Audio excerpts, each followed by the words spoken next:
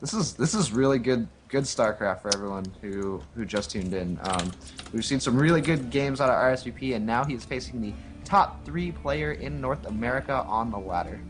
Yep. So everyone, hello and welcome. We are MannerSC. With me is Ben Novak. I am Newtons. We are here casting Game 2 of the Zeek Daily Thursday $25 grand prize presented by MannerSC. The semifinals, correct? This is actually Quarterfinals? the quarterfinals. All right, we're in the quarterfinals. This is I Game lied. 2. It's a semifinal. Semifinals is Game 2. Spawning at the top position of Zeonaga Caverns, we have defending champion of the last series and the last game. We have Complexities. RSVP.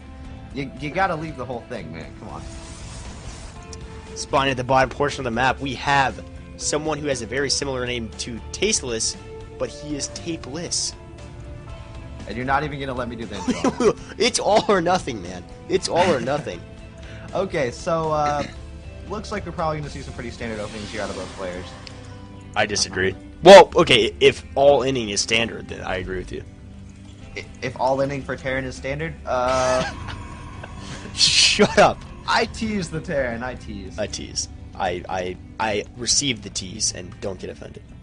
Okay, so we do see a gas going down on 13. Pretty standard from our Terran player, I assume. 15 gas for Protoss. Yep. Looks pretty normal so far. So, as I said before, we were talking about this a little bit before the game. It's interesting that Tapeless chose this map. It's the only 2-player map, I believe, that is in the map pool for this tournament, so he knows the spawn location of his opponent. Going into a mid to late game with a Protoss on this map is pretty difficult. The angles in which you can attack are not the best for Terran. You have to have a good concave as Terran, not have a clumped up bio ball. So we were discussing before the game, Tapeless might be going for a all-in, consisting of Siege Saints and Marines and a Raven. He wants to get this over quickly, thus choosing this map where he knows his opponent will be spawning. Yeah, and in a best of 3 series, when you're down 1, picking a map where I guess your options are somewhat limited doesn't seem like the smartest decision. I completely agree with you, 100%. RSVP probably knows this is coming. Yes, that push is incredibly hard to hold off. Even with knowledge of that push, most Protoss have a hard time, myself included. But I don't really like the map choice here. It looks like RSVP is going to try and pressure early. Yep, but we do have Tapeless moving that Barracks. He is moving that specifically to throw down this bunker. I mean, this build is leaning more and more towards the 1 base all-in, so I don't want to commit my brain to thinking that this is going to be it for sure, but it's really looking like it. Yeah, and I think RSVP knows it's coming, and he's trying to kill it before it can even get off the ground, which seems like a legitimate strategy for countering this build, considering you don't have, as a Terran player, many units for the first 6-7 minutes of the game. Interesting right now, nothing is being produced by Tapeless, except now a starport just got constructed, along with another Barrett. So this is a bit... RSVP, I'm wrong? I'm wrong too, because I don't know what's going on right now. Usually when you're going for this 1 base heavy taint play, which is what is far superior on this map, you go... I'm going to stop talking and let this game just pan out. I'm going to stop. Yeah, RSVP expanded off 3 gates. Off 1 gate, Off sorry. 1 gate. And is building a robo. RSVP did see the bunker go up.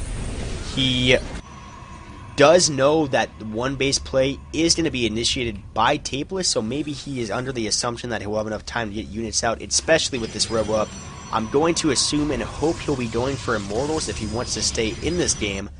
But again, we have a very quick Banshee coming out for Tapeless, but he canceled it.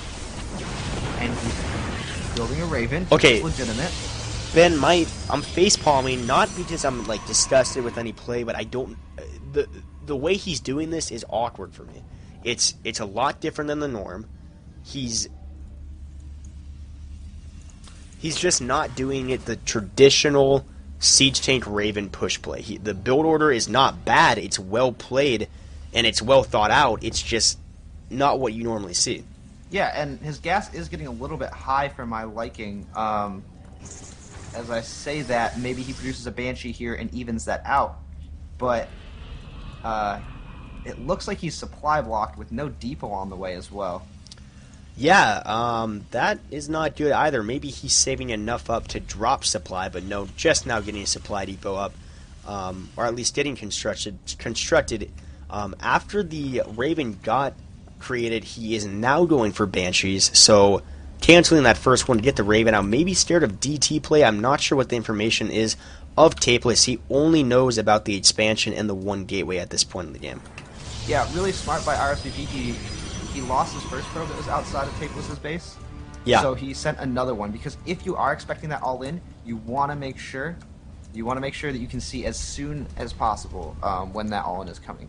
He knows that this Banshee is coming across the map too. Yep. He has an observer on it. The observer is on that Banshee right now. I'm pretty sure Tapeless does see the blur, does know the observer is on it, but another observer is in the natural of RSVP, so even if this Banshee did have Cloak, it would have done nothing with the support of the observer. And looking more and more into this, I'm pretty sure RSVP may be able to hold this fairly easily. I mean, the production is getting higher and higher for him. An additional gateway on the way, and Immortals being produced. Yeah, 40 probes for RSVP, 23 SCVs. Yeah, I mean, I'm sure Tapeless, I wasn't paying too close of attention, but I'm sure he stopped production a few minutes ago on SCVs. I mean, we know he's going for this all-in Siege Tanks, all-in production, no SCVs being made. I mean, this is as all-in as it gets. If he loses this push, it's game over. Yeah, and I think RSVP needs more Zealots. He needs more Zealots. Because sorry, Ben, go ahead. With these Marines, the DPS is high enough if he kites a little bit, that he'll be able to take out all those Marines, and then the Immortals will do nothing to the Marines. Fair enough. Why a Stargate? I've never seen this in response to this one base. Void Rays ish, but I think it's more a late game decision, considering the Marine count is pretty heavy, or it might be a mistake, to be honest. I don't know if that's going to hinder him at all. His money is still reasonably low, so he is able to spend all that he has.